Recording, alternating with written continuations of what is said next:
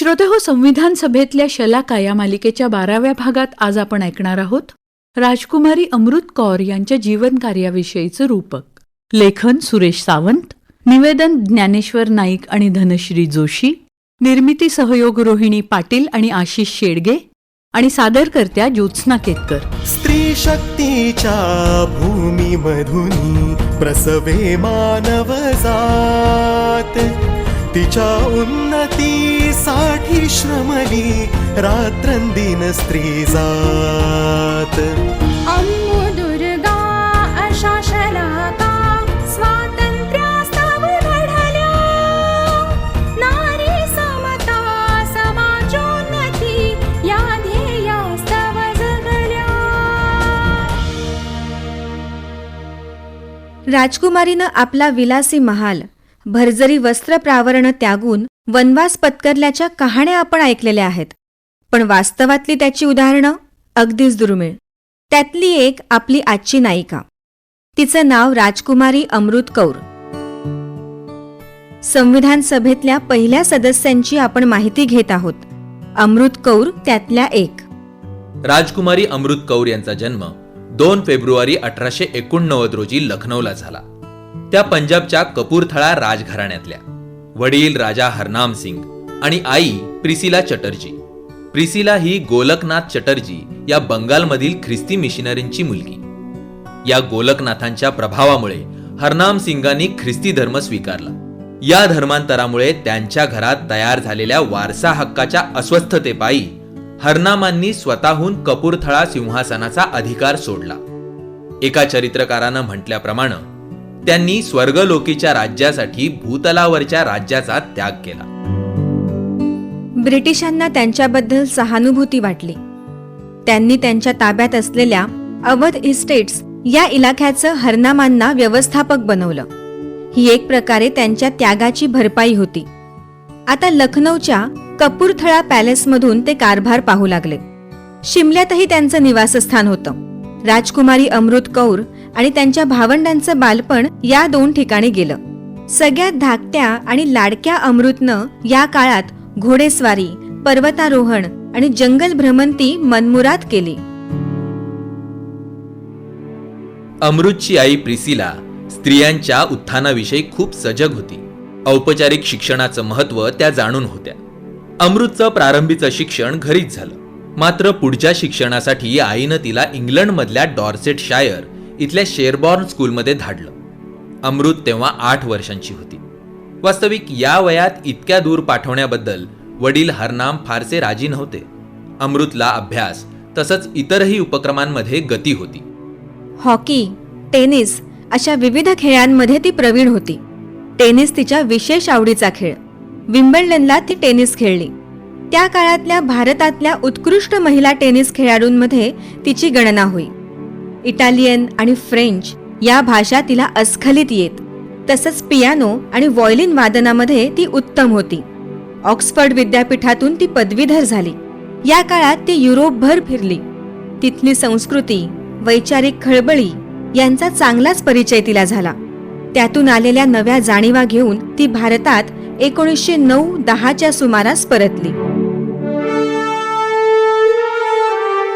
या काळात स्वयंशासनाच्या मागणीचे प्रतिध्वनी भारतभर गुंजत होते. हरनाम सिंग ब्रिटिशांच्या जवळ होते, तरी या मागणीला त्यांचा जाहीर पाठिंबा होता. वडिलांच्या या राष्ट्रीय जाणीवेचा अमृतवर चांगलाच प्रभाव पडला. परकीयांच्या जोखडातून भारत मुक्त करण्याच्या उर्मीनं तिच्या मनात उसळी घेतली. अनेक राष्ट्रीय पुढाऱ्यांची त्यांच्या कपूरथळा पॅलेसमध्ये ये-जा होती. गोपाळ कृष्ण गोखले हरनामांचे जवळचे मित्र होते. ते एकदा घरी आले असता अमृतची उर्मी जाणून त्यांनी तिला महात्मा गांधींना भेटण्याचा सल्ला दिला. काँग्रेसच्या 1915 सालच्या मुंबई अधिवेशनात गांधीजींची भेट झाली. त्यांच्या भाषणापेक्षाही त्यांच्या वागण्याचा तिच्यावर विलक्षण प्रभाव पडला. त्यातून 26 वर्षांच्या अमृतच्या मनात गांधीजींचं अनुयायीत्व पत्करण्याचा निर्णय पक्का झाला. आपल्या पुढच्या जालंधरमधल्या भेटीत गांधीजींनी तिला तिचं उंची पाश्चात्य राहणीमान सोडून खादी स्वीकारण्याचा सल्ला दिला. पण ते तिला कठीण होतं. स्वातंत्र्यासाठी तिला काहीतरी करायचं होतं, पण त्यासाठी खादी पत्करणं तिला जड जात होतं.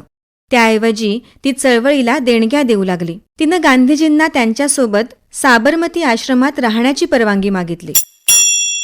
ही मोठीच झेप होती. महालातून झोपडीत यायचं होतं. गांधीजींनी विचारलं, पालकांना विचारलंच का? एकतर ती या काळात थोडी आजारी होती. आई वडील चिडतील असं ती म्हणाली.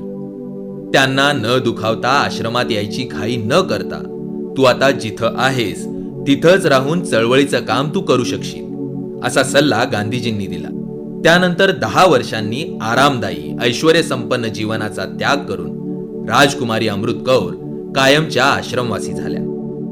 दरम्यान अमृत कौर चळवळीत अधिकाधिक सक्रिय होत गेल्या.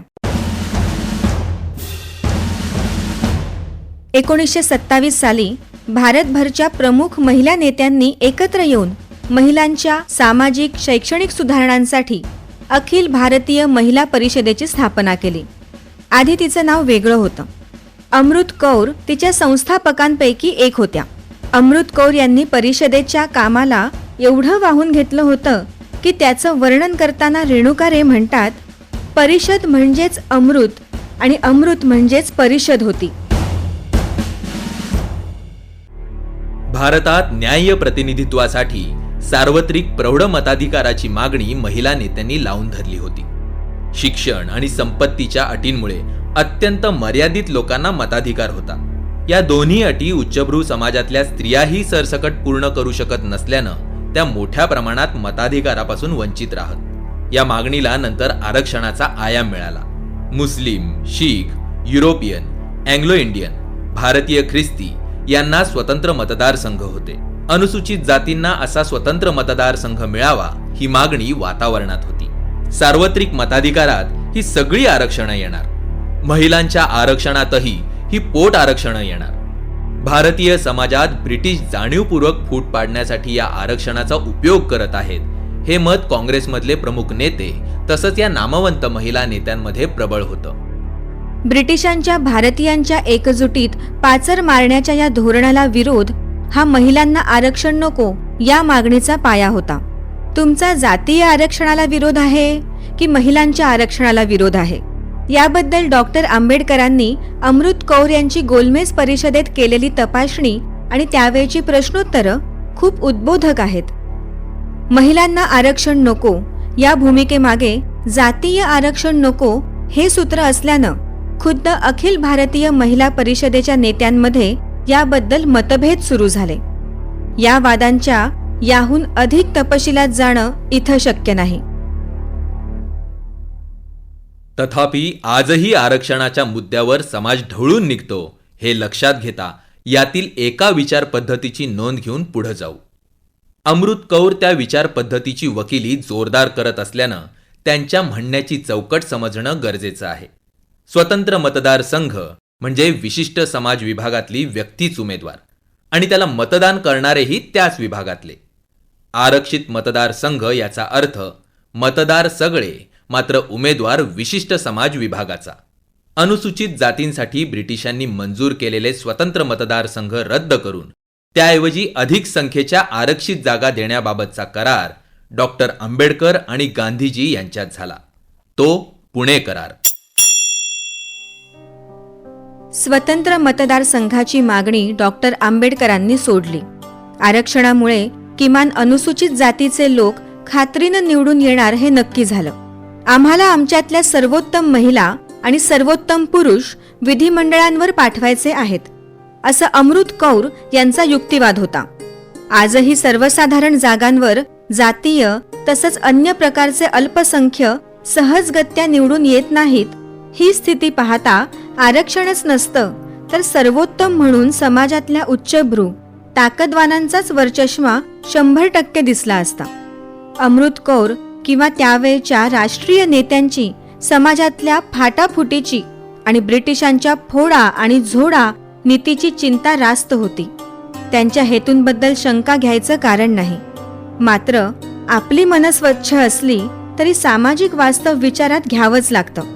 अमृत कौर यांच्या बरोबरीनं लढणाऱ्या अल्पसंख्य विभागातल्या महिलांमध्ये त्यांच्या या सर्वोत्तम मुद्द्यावरून अस्वस्थता पसरली ती त्याचमुळे. असे प्रसंग, मुद्दे स्वातंत्र्य तसंच सामाजिक चळवळीच्या इतिहासात वारंवार दिसतात. पण म्हणून आपल्याला न पटणारी भूमिका घेणाऱ्याला प्रतिगामी ठरवणं चुकीचं ठरेल. भारतीय समाज वास्तवात आपण प्रत्येक जणच कुठल्या ना कुठल्या विभागाच्या संस्कारात वाढतो. त्यातलं संकुचित पार करून व्यापक हितासाठी कोण किती देणं देतो त्यावर त्याचं मोजमाप करायला हवं. महालातली राजकुमारी सुखवैभव सोडून सार्वत्रिक हितासाठी व्रतस्थ जीणं जगते, याला वंदनच केलं पाहिजे. विविध चळवळींमध्ये भाग घेतल्याबद्दल अमृत कौर यांना ब्रिटिशांनी अनेक वेळा तुरुंगात टाकलं. 1942च्या चले जाव चळवळीत शिमल्याला काढलेल्या मोर्चामध्ये त्यांच्यावर तीव्र लाठीमार झाला. तब्येतीवर कायमस्वरूपी प्रतिकूल परिणाम करणारा हा लाठीमार होता.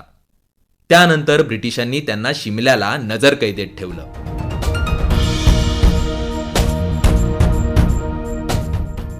त्या 1946 साली काँग्रेसच्या तिकिटावर मध्य प्रांत आणि वऱ्हाड इथून संविधान सभेवर निवडून आल्या. संविधान सभेच्या कामकाजादरम्यान कौर जास्त बोलत नसल्या तरी त्या महत्त्वाच्या उपसमित्यांच्या सदस्य होत्या आणि अनेक घटनात्मक तरतुदींना आकार देण्यात त्यांचा महत्त्वाचा वाटा राहिला. त्या विधानसभेच्या मूलभूत हक्क उपसमितीच्या आणि अल्पसंख्याक उपसमितीच्या प्रमुख सदस्य होत्या. मूलभूत हक्क उपसमितीच्या बैठकांमध्ये त्यांनी धर्मपालनाच्या स्वातंत्र्याच्या समावेशास विरोध केला.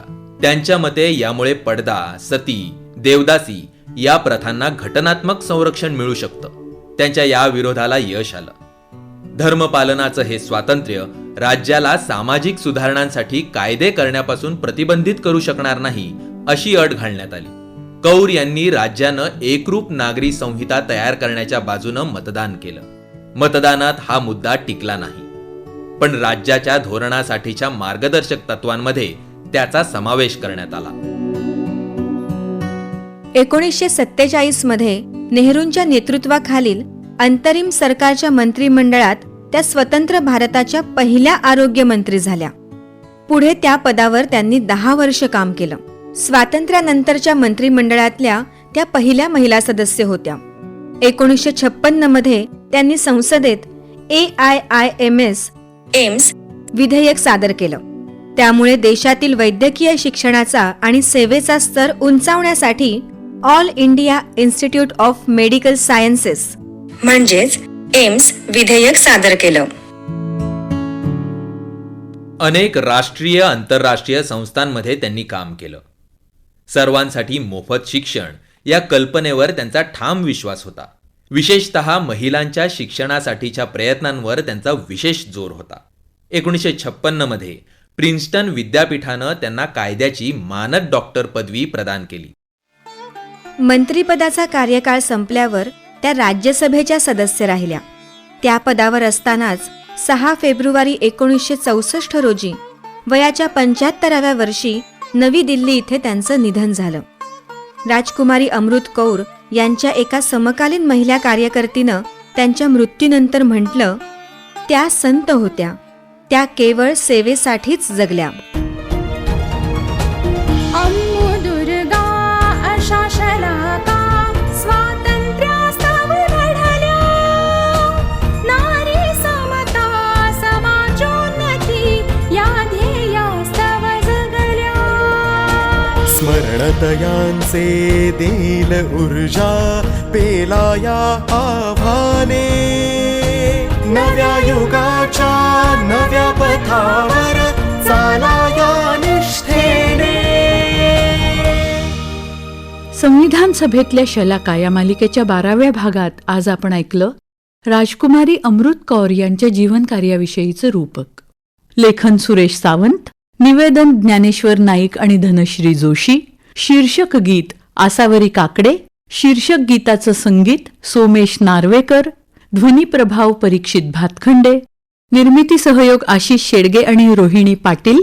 आणि सादरकर्त्या होत्या ज्योत्स्ना केतकर. श्रोतेहो, ही आकाशवाणी मुंबई केंद्राची निर्मिती होती.